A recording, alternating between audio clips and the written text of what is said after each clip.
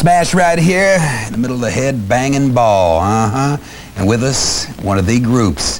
They say the Stones to the 60s were the kings of their genre. They say Aerosmith in the 70s was the same thing. They say in the late 80s going into the 90s. Oh, pardon me. It is these boys right here, GunsNRoses, out of Los Angeles. These guys come from all over the place.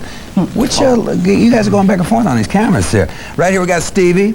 We got Duff right over here. We got my man Slash right over here. Izzy next to him. And W.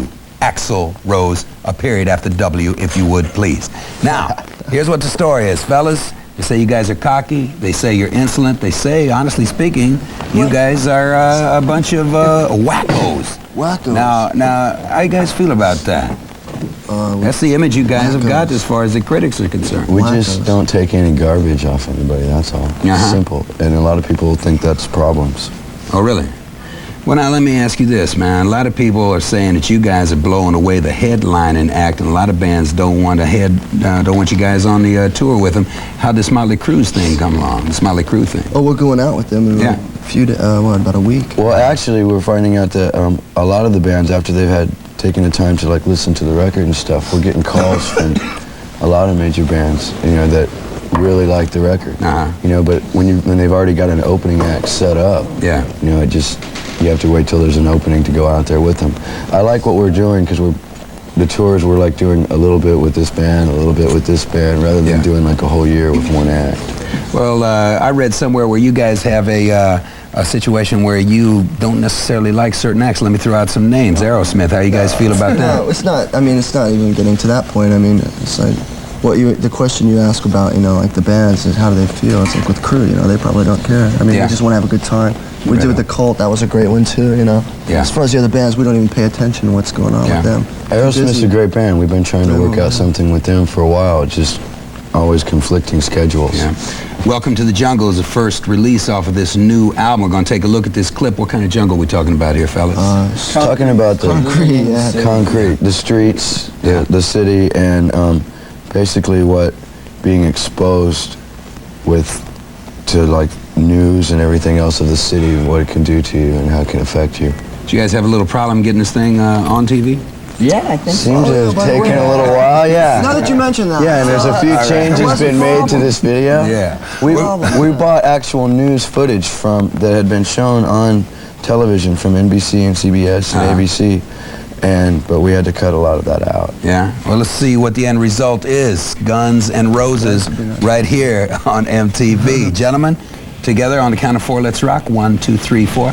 Let's rock. Well, thanks. Head banging. MTV smash right here.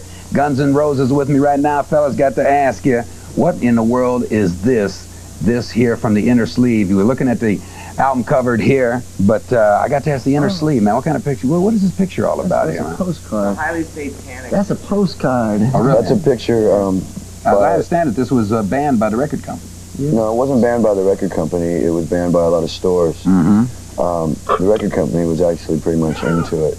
It was banned by Warner Brothers. They wouldn't produce the album cover that way. So we had to hire an independent artist to put the album cover together. It's a Robert Williams painting.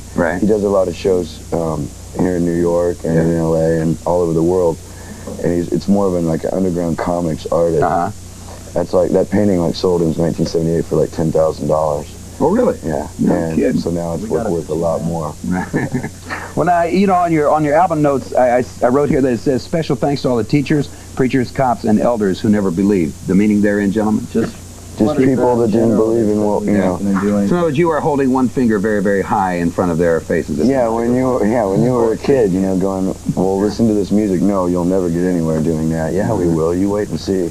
Well, I tell you what, you guys got a good reputation out there on the road, man. I know it was rough the first night out there at the Marquee in England, as I didn't understand it, but you guys are kicking ass right now, huh? Oh, yeah. All the gigs have been... Well, you know, I also hear that... Went from the Marquee to the Odeon, man. Yeah.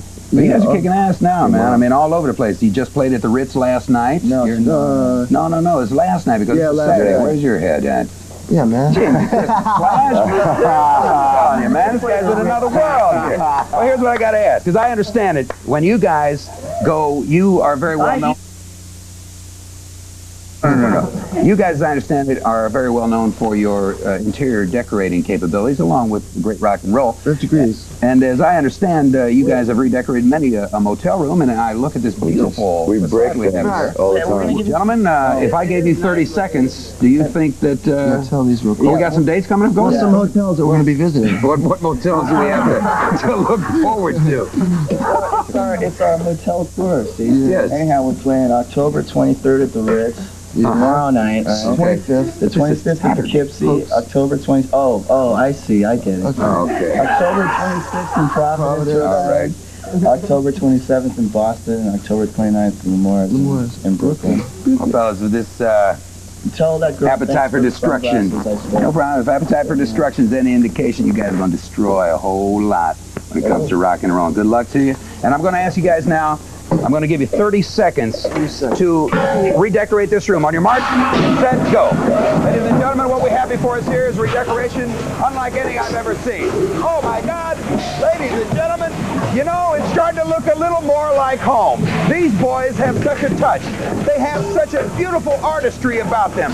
Oh, I have never in my life ever seen anything done like this. This is a wrecking crew. Unbelievable.